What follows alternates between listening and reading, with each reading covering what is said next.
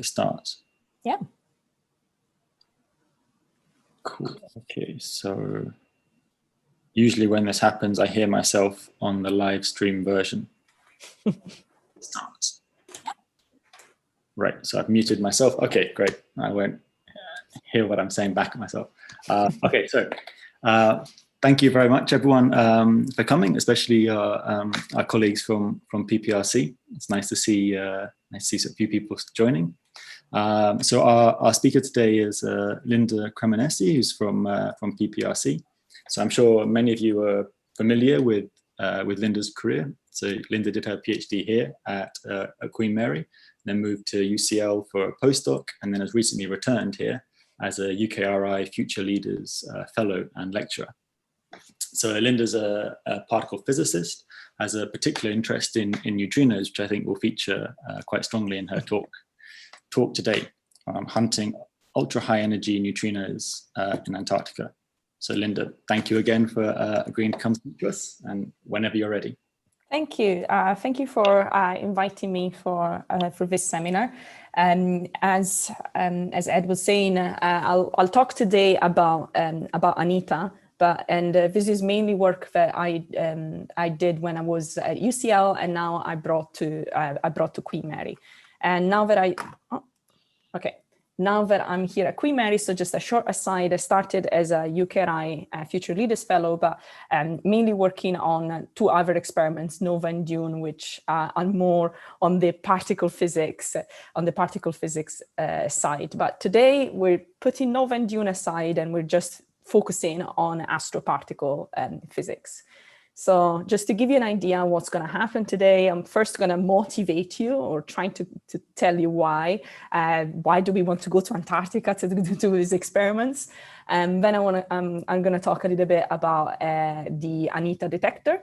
And then I'm going to talk about the two main analyses of our experiment, which are the neutrino analysis and the cosmic ray analysis. And then finally, we'll look a little bit at the future. Here and there, you'll just see pictures of Antarctica, just because. So we're going to start with motivations. So why do we want to go to Antarctica to do this experiment? And here, what you can see in this slide is a few of the ANITA collaborators in Antarctica, and these sort of like ice formations were called pressure ridges, and they are just outside McMurdo Island, and they form when the sea ice meets the permanent ice shelf. So it's a little bit like an earthquake, if you want, but for ice, and they're really beautiful. And they start forming a sort of like at the beginning of the summer, and then the sea ice melts for the summer. Anyway, why do we want to do this? Why do we want to look at ultra high energy neutrinos? You've probably seen versions of this slides so many times, but here is my own version. So let's say we've got a source that is very, very far away from us, and this source is producing different particles, it's producing photons, protons, neutrinos. Then your protons get they can survive until the Earth, but they get deflected by the magnetic field, any magnetic field that they meet in their path. And so by the time they get to Earth, you cannot really point them back to their source. Photons, in the other sense, are the ones that we always think about when we think of astronomy. We like to think about, the astronomer looking down in a telescope, if you want. But then, photons have been really exceptional for the development of astronomy. But then, if you think that something as thin as a sheet of paper can actually stop photons, or at least some photons, depending on the frequencies. So if we have dust or anything in between, the photons get stopped. Your neutrinos, on the other way, in the other sense, can just travel extremely long distances completely undisturbed. So from the most remote corners of the universe, we get these neutrinos all coming towards us, and we can point them back towards their source or towards where they were produced. And the neutrinos that we're particularly looking at with ANITA are cosmogenic neutrinos. And these are neutrinos that come from the interaction of cosmic rays with the with photons from the CMB. So here on the left, you can see a plot of the cosmic ray energy spectrum. And this is actually quite an old plot, but it also shows how well we've known or we've measured cosmic rays over 11 orders of magnitude, basically. But their sources, especially at high energy, are still mostly unknown. And neutrinos get produced at high energy or ultra high energy right here when we have this cutoff. And if cosmic rays are mainly produced by protons, then they can interact with the photons from the CMB, and through a delta resonance, we have neutrinos produced. If our cosmic rays are not only composed by protons of this energy, but higher nuclei, then at that point we still get some neutrinos produced by photons disintegration. So hopefully I managed to motivate you and tell you why, motivate you as to why we want to do this. So from the astronomy side, we can probe distances and energies that other particles can't reach. And then I turn around to my particle physicist colleagues and tell them, if you have a 10 to the 18 or a 10 to the 19 electron volt particle colliding on something static, you still reach center of mass energy that are really high, even really high compared to compared to what we can reach at the LHC. So what is it not to get excited about? Of course, there's even more motivations, and we can get into these later. When we have neutrinos traveling over extremely long distances, there are implications for neutrino mixing, like we're expecting neutrinos to completely mix between the three flavors, but what if they don't? We can get neutrino decay at that sort of energy. Ultra high energy neutrino cross sections are very interesting to study. They can prove some PDFs that wouldn't be otherwise be able to. We have Lorentz invariance, some claims of sterile neutrinos, and we can get onto the dark matter and beyond standard model particles in the second part of this talk. So now let's move on and I'll talk a little bit about ANITA. And here you can see a picture of ANITA-4 that flew in 2016. So the ANITA collaboration is actually quite a small collaboration, at least it's small for particle physics experiments. We're about 11 institutions, actually maybe now need to be updated. I think there's more than 11 here. But it's around 50 collaborators, and we're on a 18-hour time zone. And I wanted to specify that because as a particle physicist, we always complain about our meeting times because we're in really big experiments. And this is just to say, even if you're in a small experiments, you can get really inconvenient meeting times just because of how we're spread around the world. The other reason why I wanted to show this is because in the rest of the talk, I'll sometimes talk about the different places in Antarctica, and I will refer to east, north, and south. But what does that mean? For Antarctica, the South Pole is, of course, the south. Everything that is not the South Pole is north. So everything that is going away from the South Pole is north, north, north, north, north. And then we have the convention that the part of Antarctica that is closest to Asia, we call that East Antarctica. And the part of Antarctica that is closest to America, we call that West Antarctica. So how does ANITA work? ANITA stands for the Antarctic Impulsive Transient Antenna. And what is it? Is basically a bunch of radio antennas attached to a giant helium balloon that then flies all over Antarctica and looks down looking for neutrinos. The balloon flies at 40 kilometers in altitude. And to give you an example of what that means, when you're on a plane, you're at 10 kilometers. So ANITA flies at 4 times that altitude. And what we look for, in the case of neutrinos, we look for Askaryan emission.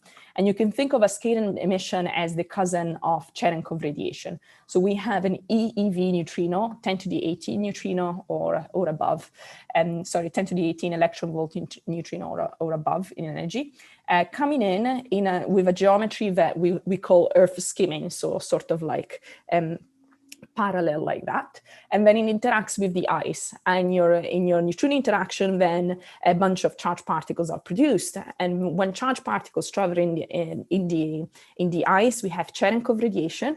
But in a medium like ice, we also have Askaryan radiation. And Askaryan radiation is the radio cousin of Cherenkov radiation. And I'll talk about it in a little bit more in a second. But what I want you to remember from this is that what we can see is the top part of this Askaryan cone. So the cone is very similar to the Cherenkov cone. And it produces, Askaryan emission is a radio emission that is polarized radially. And then because it's polarized radially, we can see the top that by the time it gets refracted and propagated to the detector, what we see at the detector is mainly vertically polarized radio impulses. So as I have here, neutrinos equal to V-pole, like vertical polarization. So Askaryan radiation, what is it? It's a coherent radio emission from the electromagnetic cascades in a dielectric medium. So it works in ice, it works in salt, and in other dielectric media. So it was measured at SLAC by us in 2006. And on the left right here, you can see a picture of what was ANITA Light at the time. So that was a prototype of ANITA. And in front of it, we put 7,000 kilograms of ice. And then we started firing it with electrons at 28.5 GeV. So this bluish light that you see, that's the bluish light that comes from Cherenkov radiation. And then at the same time as Cherenkov radiation, we had Askaryan radiation produced. And so with ANITA right in front of it, we could measure the frequency content and the shower energy that you can see up here. There's a second signal that we look for in ANITA, and that's cosmic rays. And this is a slightly more complicated signature. And this is actually a signature that we didn't even know we could measure. Like ANITA-1 didn't know we could see cosmic rays. It was a serendipitous sort of realization. So let's focus first on the left side of this diagram. So we have a cosmic ray shower developing in the atmosphere and coming, if you want, towards ANITA. This cosmic ray showers is interacting then with the Earth's magnetic field. So ANITA is flying in Antarctica, so very close to the South Pole. So the Earth's magnetic field is vertical and it points downwards. So when we have a shower developing in a vertical magnetic field, then there is a slight charge imbalance and on the horizontal polarization that creates an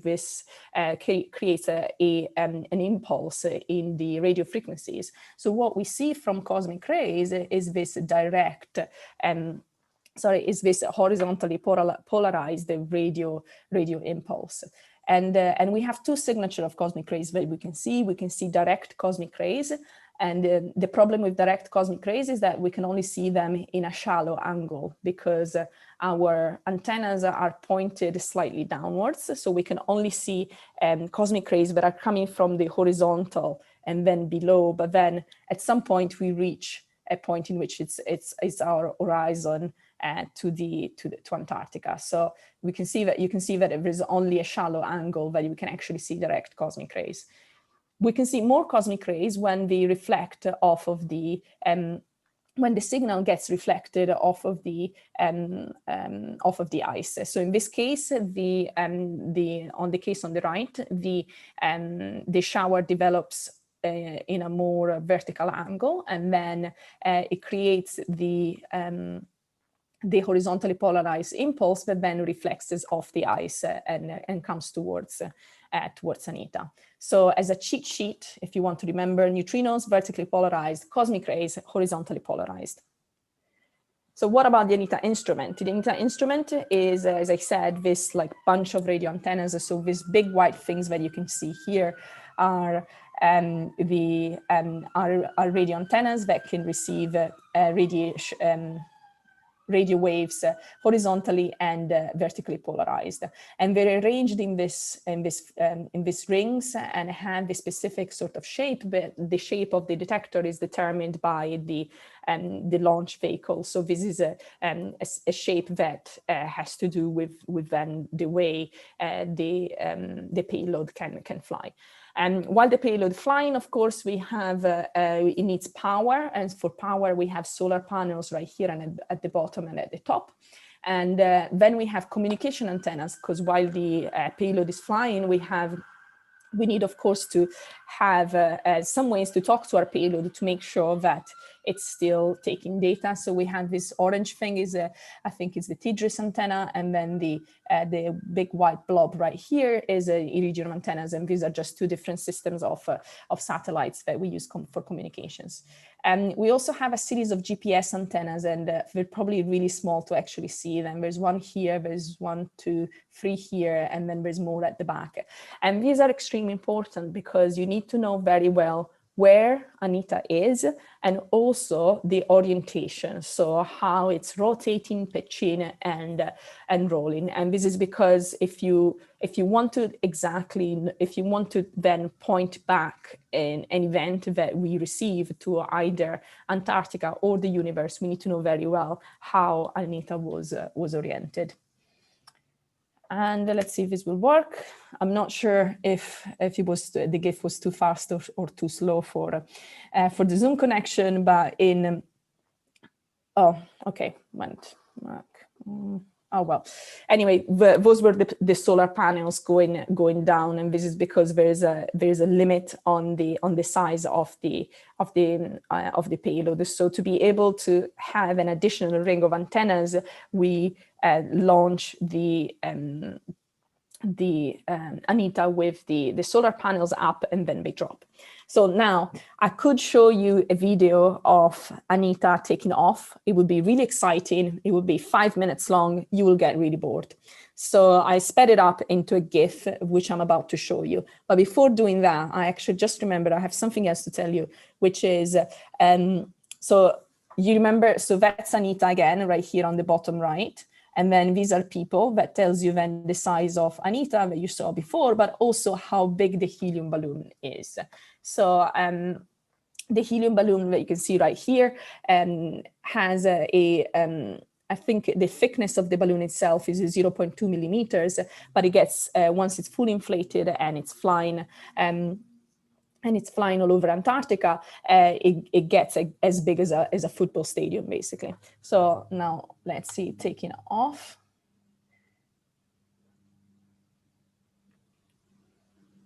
So the condition for ANITA to take off are also such that there's not a lot of wind at low altitude, but then there's a lot of wind at high altitude, so that ANITA can ascend vertically, but then move forward in the rest of the path. And here you can see two pictures of ANITA while flying. So this one is through, oh, why did this go fast? Right, and here you can see how it's already more inflated. By the time it gets then to 40 kilometers altitude, the balloon will be fully inflated.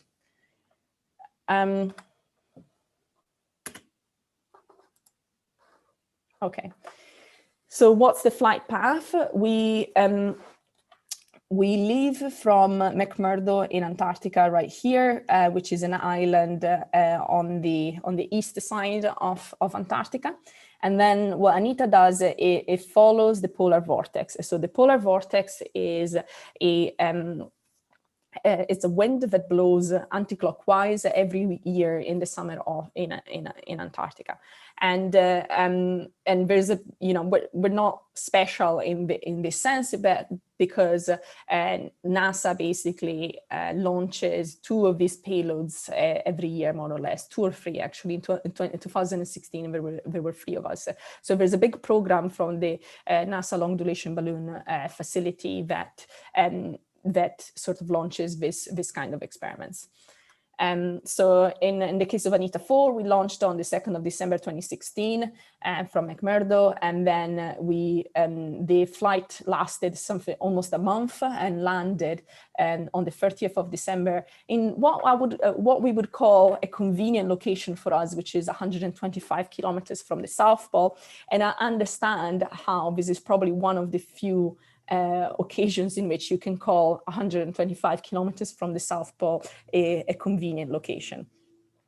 Right on the west side of Antarctica, we set up a calibration station. So when ANITA was flying above this part of Antarctica, we had two of our collaborators that were running a PUEO that was producing a very similar a calibration, basically the calibration pulses that we would then use to calibrate our reconstruction.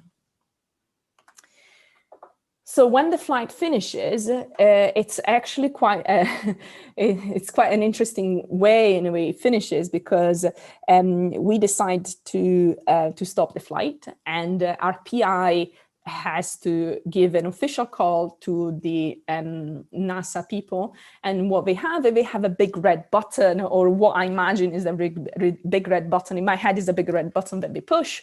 And what that button does, at the top of the payload, there is a small explosive. And the explosive sets off and basically cuts the cord to the balloon. And then ANITA falls for this 40 kilometers. There's a parachute, of course, but it's still a 40 kilometers fall.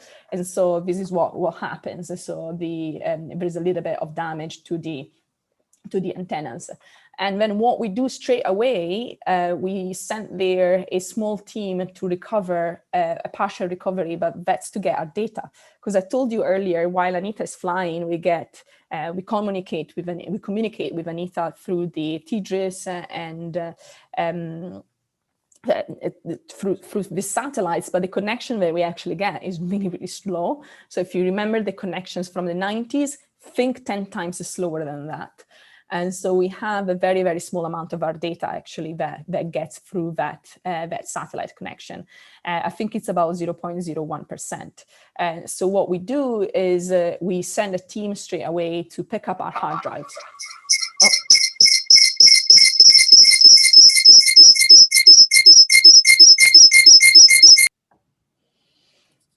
Sorry, was there a question?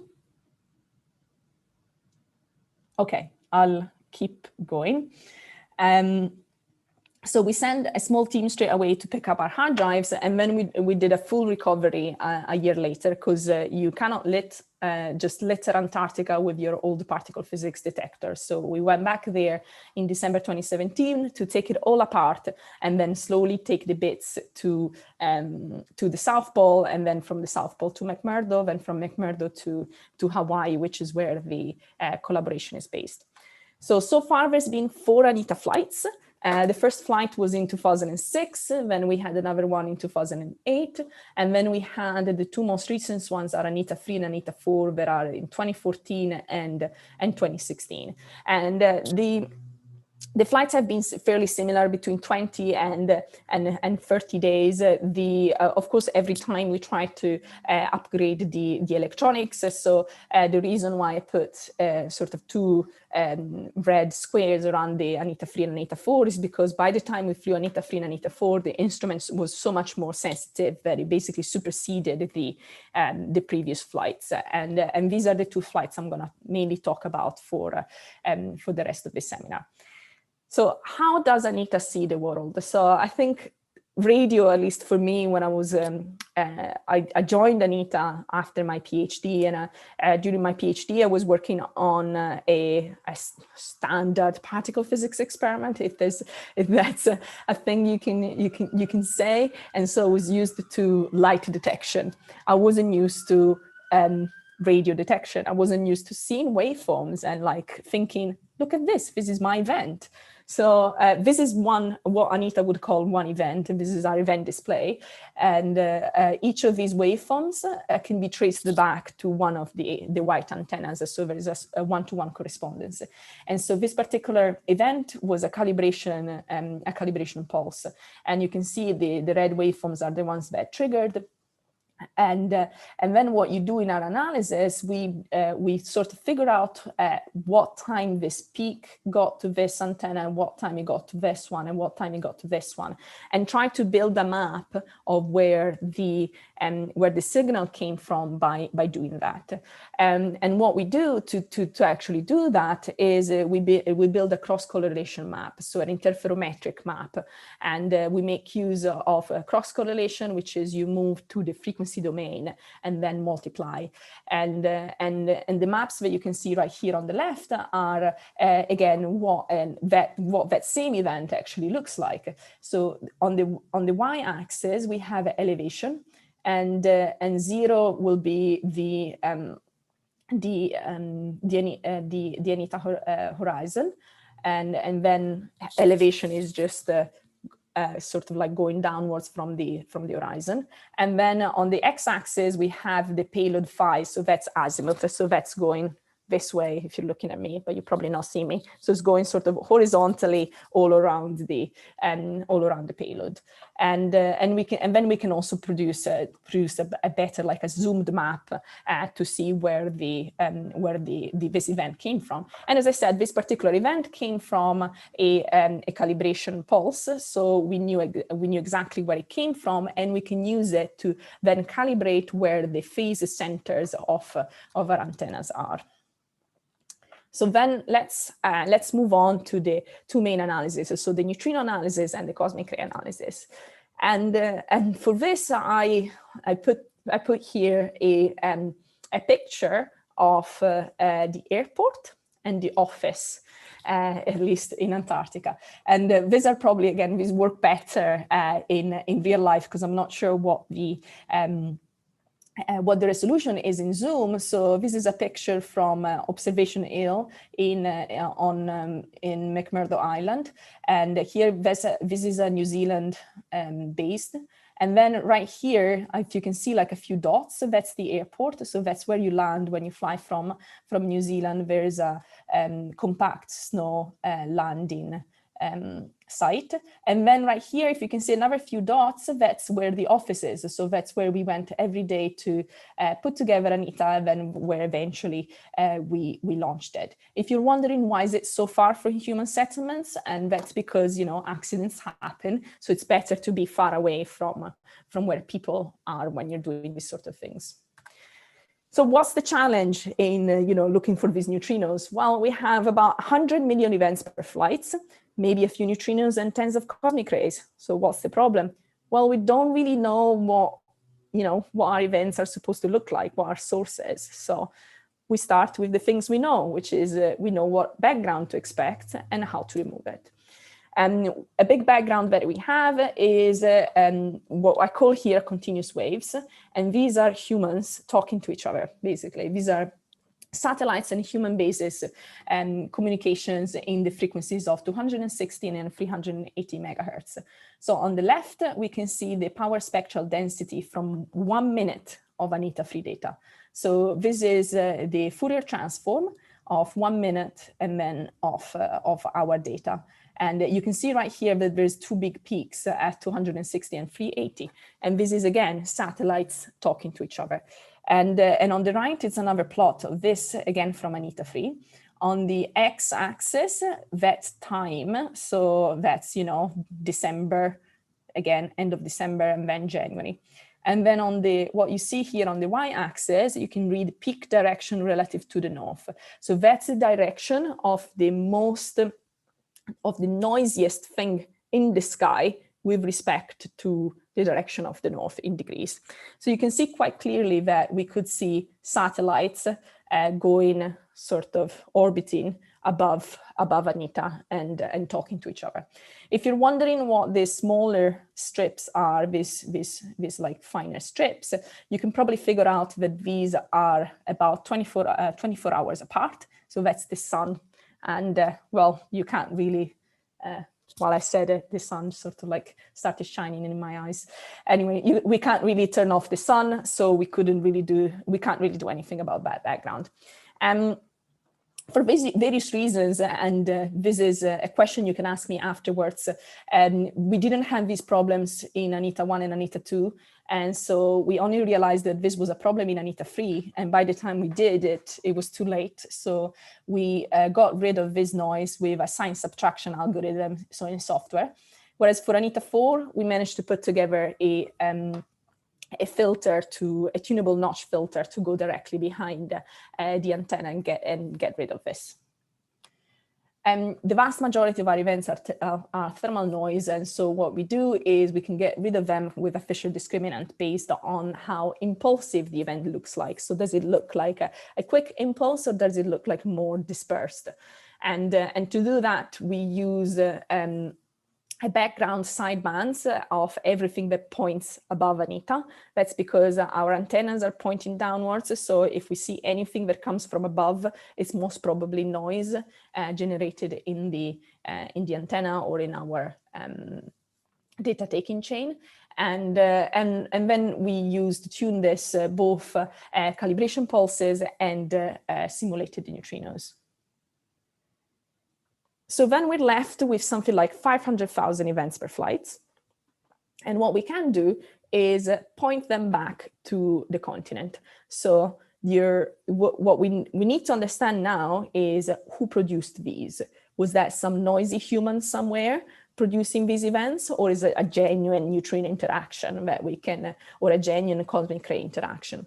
So one thing that we do when we do that is that we realize quite quickly that we can spot human bases. So we remove everything that we know comes from a human base. We have a list of known human bases in Antarctica. And then we also remove anything which forms a cluster of 3 or more in Antarctica. So we assume that if 3 events are coming from the same location in Antarctica, then that at that point, that was probably a human that didn't tell us or we didn't know about that was doing something. And if you're wondering what kind of humans could produce that, someone lighting a cigarette would do that. So a piezo, as I was saying, gives a very similar signature. Of course, it's very unlikely for someone to just walk by themselves in the middle of the continent, produce 0 other noise, and then just lighting a cigarette. So that's why we say when there's 3 of these or more, that's a human, but there's less, there shouldn't be a human.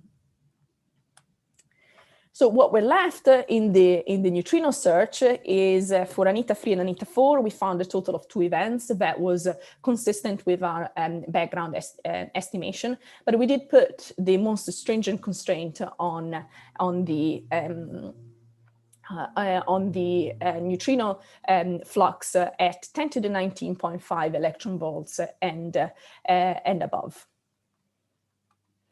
So let's move now to the cosmic ray analysis, which works in exactly the same way, but the only difference is that we know what a cosmic ray looks like. So that's in some ways is easier. So we can not only just get rid of the background, but we can also look for what the signal is because we know what a cosmic ray looks like.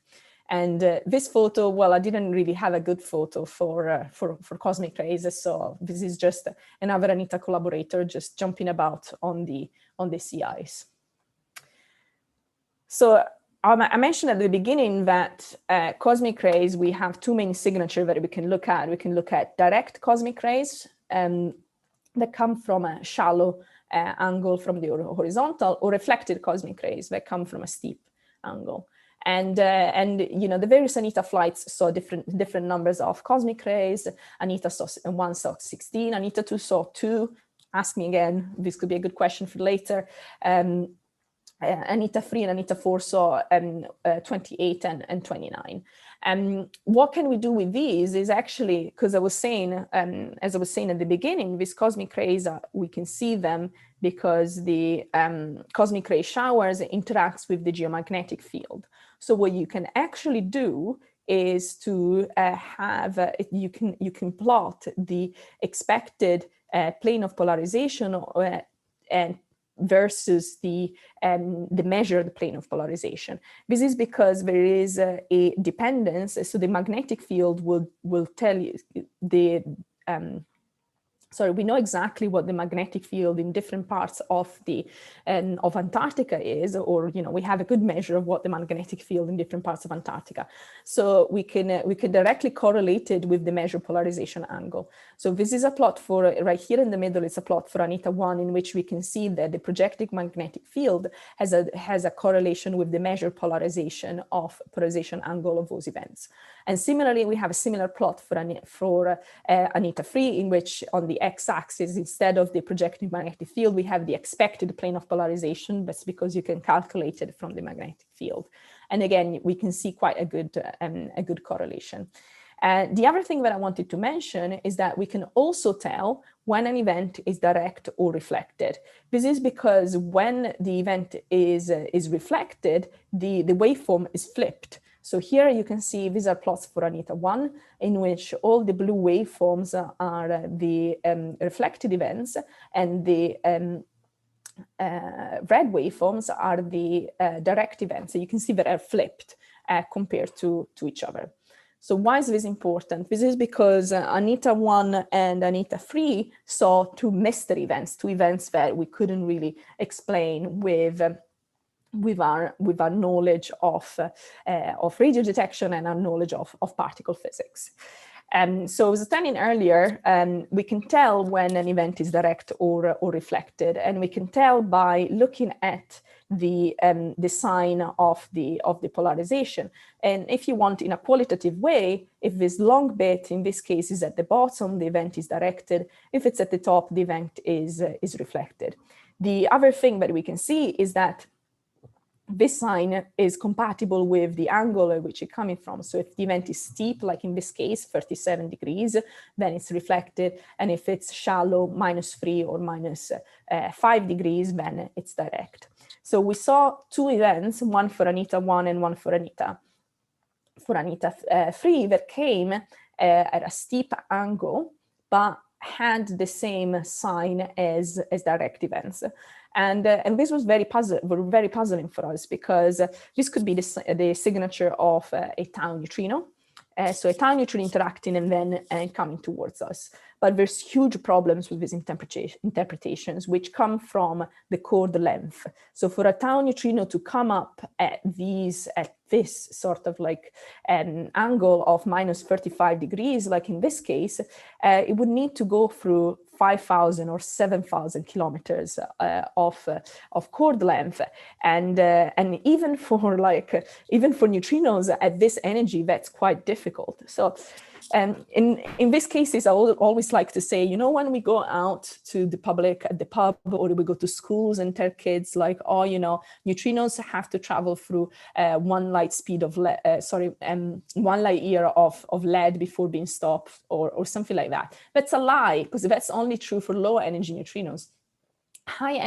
The cross sections are all dependent on neutrino energy, and so for a neutrino at 10 to the 18 electron volts, that's more than enough to stop it. The Earth should be opaque to neutrinos at this energy, so it makes no sense for us to detect a neutrino coming at that steep angle. And because this is a signature that we understand well, so the development of showers in the atmosphere is well understood, our background estimate is very small, it's below 10 to the -2. So of course, as soon as you put this out, there's a lot of interest from the community, and a lot of interpretations have been put forward. But as those also come the tabloids, and some of these are more accurate than others. So some of these really bizarre particles keep flying out of Antarctica's ice sheet, and they might shatter modern physics.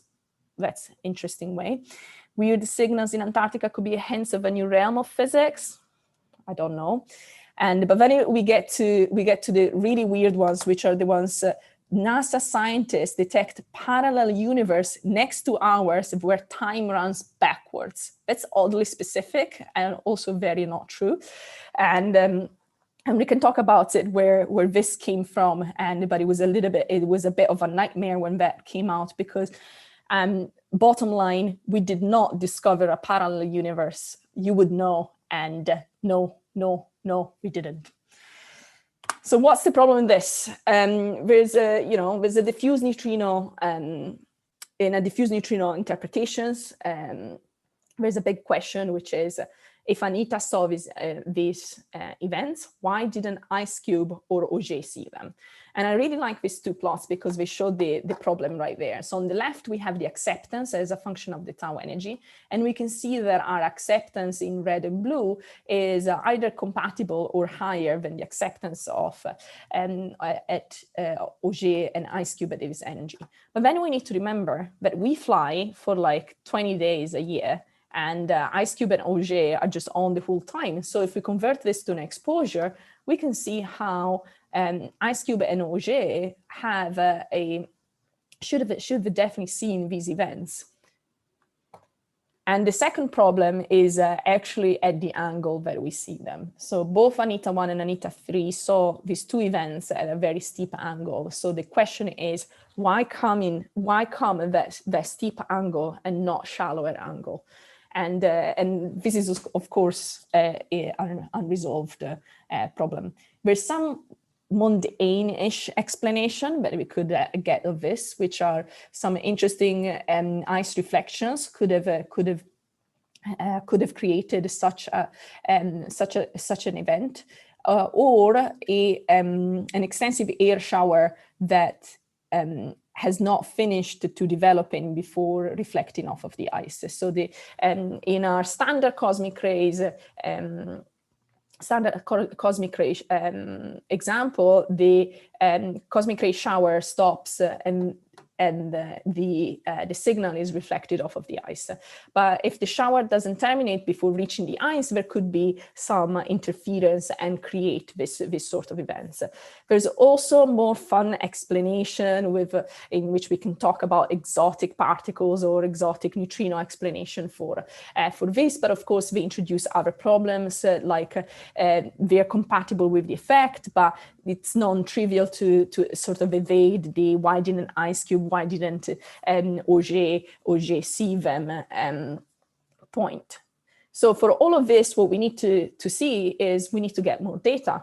And so all of this was happening, and we had all of these sort of explanation in our head until we looked at ANITA-4. And what did ANITA-4 see is saw new family of events altogether. So we saw four events this time, incompatible with what we were expecting, but very close to the horizon.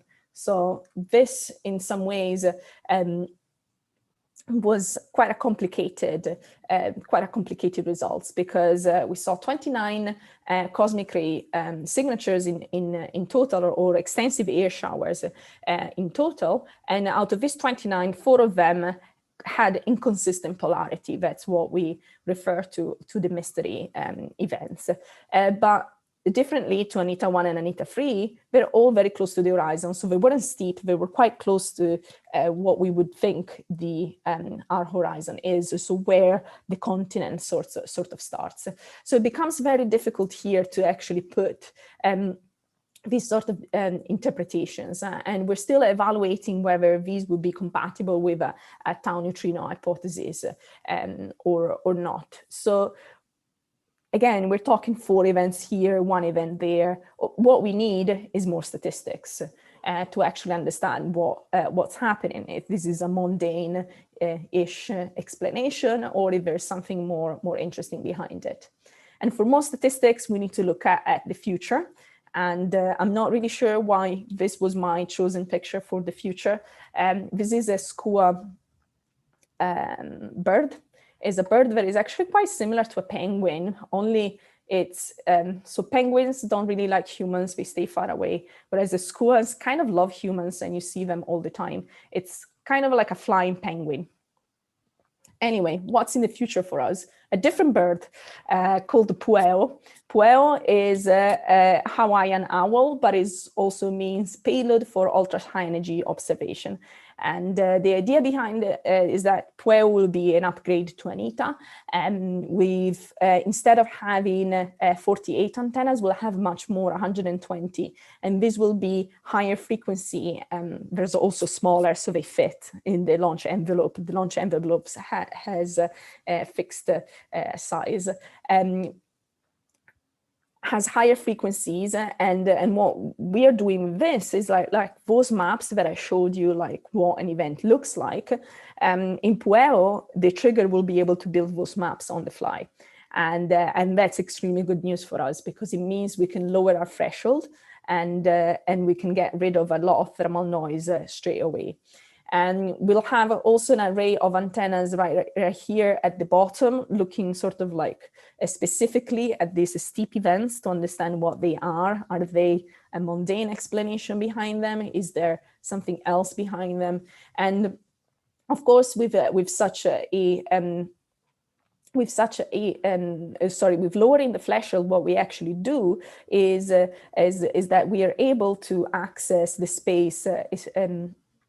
Lower energy neutrinos. So here you can see a sensitivity for what the PUEO for 30 days looks like, and you can see that we improve our sensitivity by 1 or 2 orders of magnitudes depending on the energy. And we just submitted a NASA Pioneers proposal, and we could fly as soon as 2024. Right, so I think this was it, and I hope you enjoyed it. I talked to you probably about an experiment I'm not sure you've heard of before, and we've had 2 neutrino analysis, 2 cosmic ray-like analysis. I didn't cover a bunch of other things that we do, and we have a source searches papers also coming out soon, and these are papers in which we don't do a diffuse search, but we use catalogs of sources, and then lower our thresholds in our selection cuts, and then look for an excess coming from known sources. And I'm going to leave you with a picture from one of our collaboration meetings, and here you can see a big fraction of the ANITA collaboration. I would say more than half of us are there, so that was quite rare. Thank you. Linda, thank you very much. A really, really interesting talk. I also do a round of applause on behalf of everyone, because it's always difficult remotely. I imagine there might be a few questions. Who wants to start us off?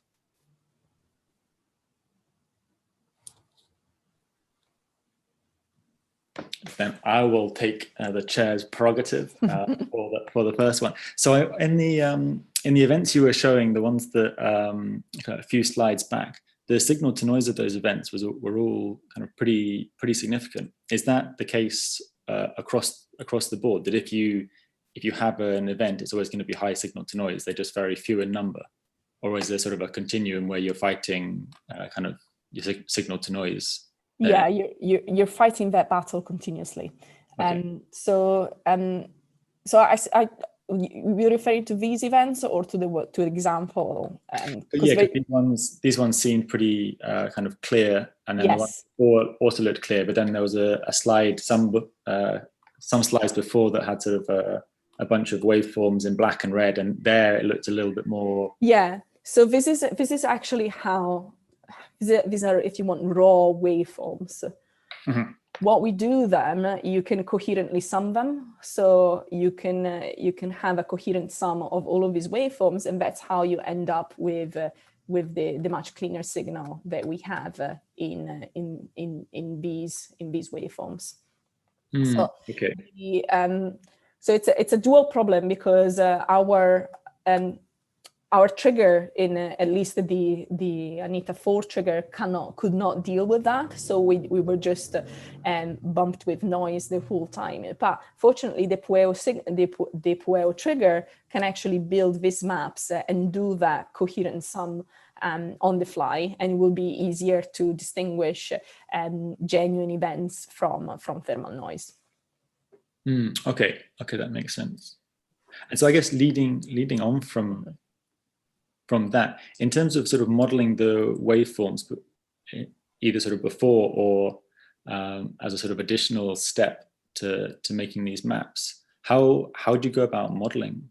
So modeling is, so we use, let's see if I have, no, I have just, so there's a parameterization for, well, there's different parameterization for what the Askaryan signal should look like, and you can use a parameterization which is based on the neutrino energy and on basically the direction, and then you just have hypothesis on how many times you have a hadronic showers and how many times you have an electromagnetic shower, and then you basically simulate the electric field, and then the propagation from the interaction point to basically detection is done by ray tracing.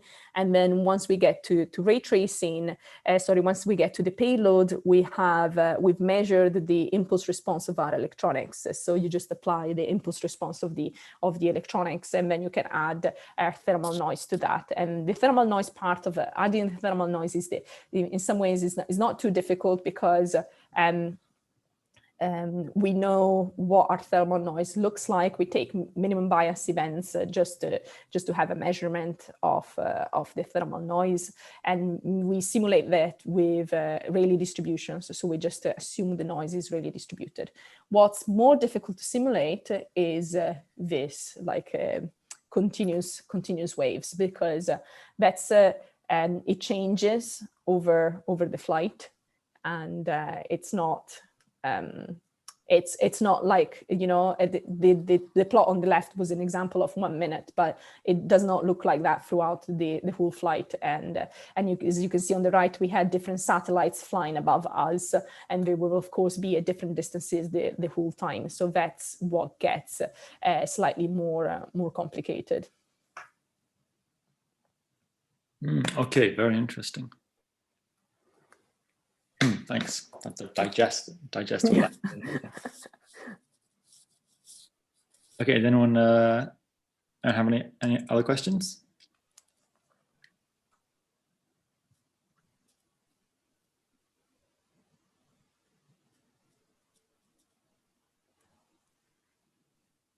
Okay, then I'll ask one more while people are gathering their thoughts. So this is kind of a tangential question. The waveforms you're showing, these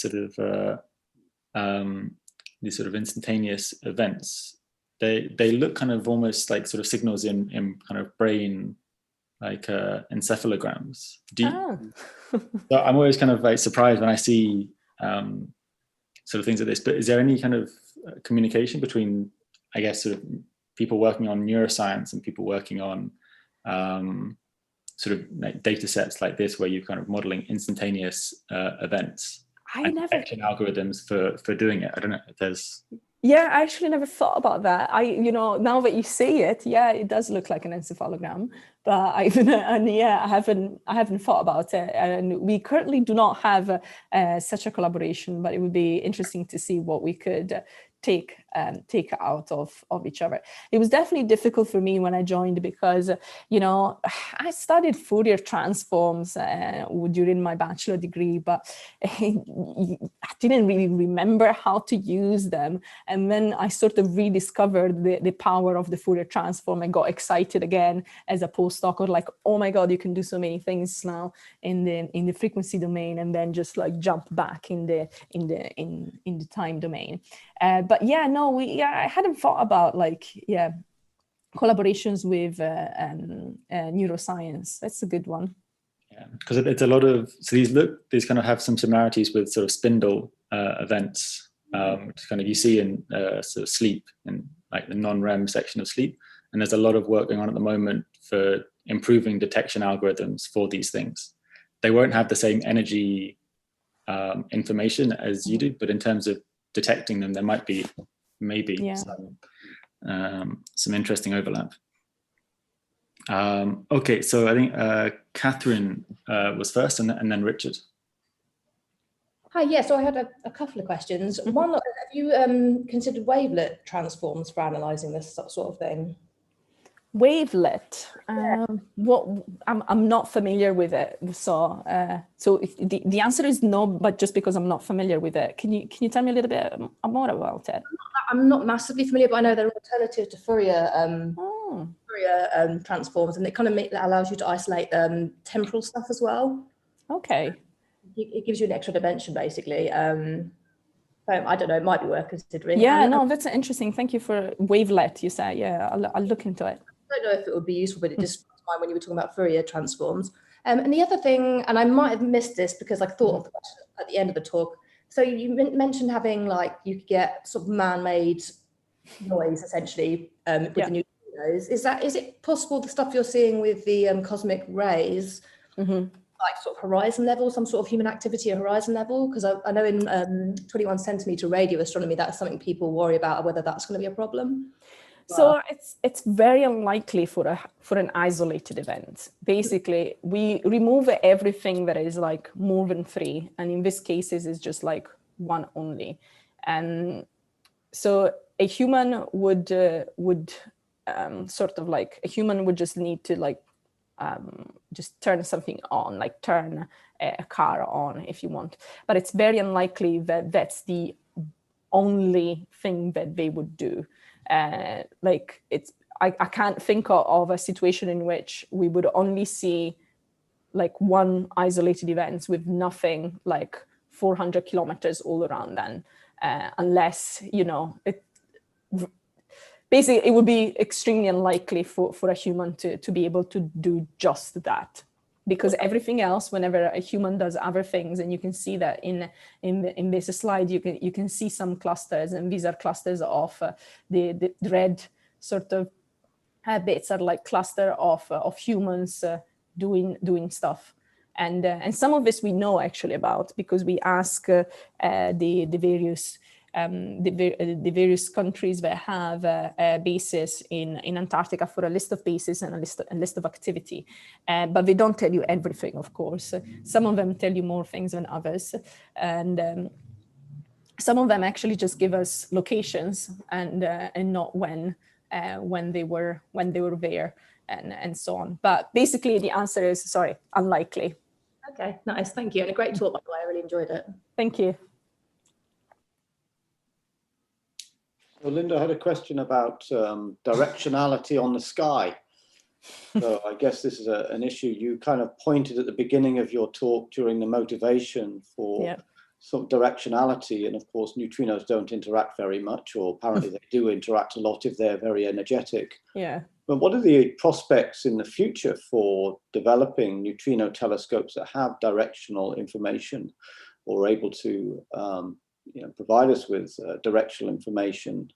And because it seems to me that this particular mechanism here, where you're waiting for this kind of Cherenkov style radiation to come back out of the ice, which is what you detect, doesn't give you the opportunity to really do that. So I'm just wondering what sort of technologies people are thinking about for the future to actually develop, a telescope that gives you directional information. So this will give you directional information, and for some reason I don't have the. So we've mapped this on the sky as well, and of course we only have basically 2 events that we could map, but for some reason I don't have them.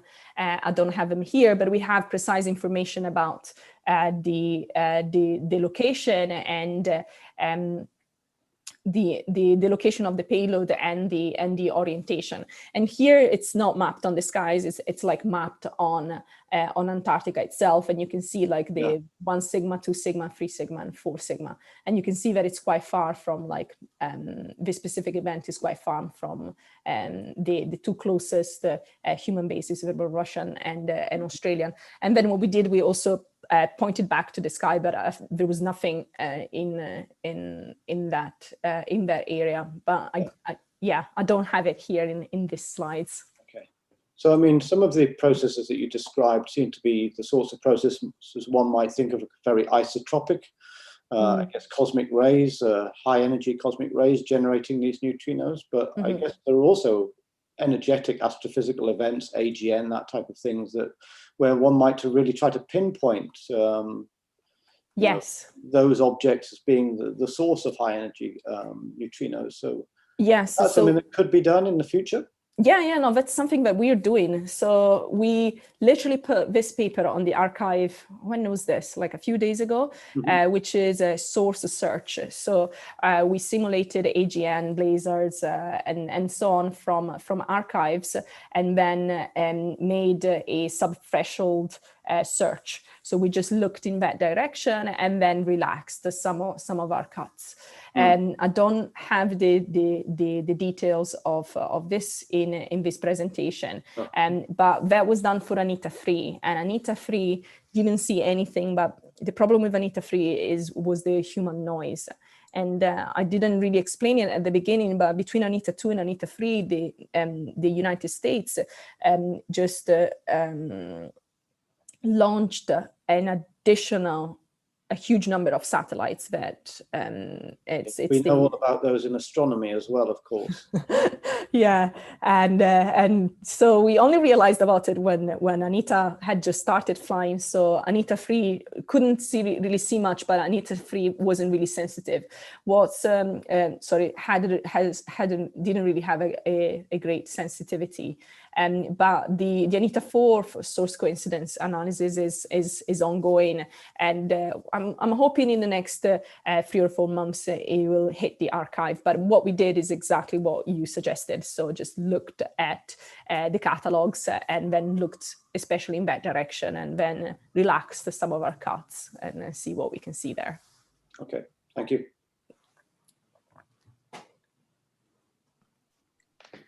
Final question, anyone? Okay, then I suggest we thank Linda again for a very interesting talk. It was really nice. So thank you very much. Thank you for inviting me, and I hope to see you all soon in real life, from a safe distance, or yeah. Cool. So we usually sort of stay online a little bit, sort of for informal chats. So anyone who wants to stick around, please do so. Or at sort of the end of the formal part of the seminar. Yeah. So Linda, thanks. Yeah, it was really cool. I couldn't get over the similarity between the EEG stuff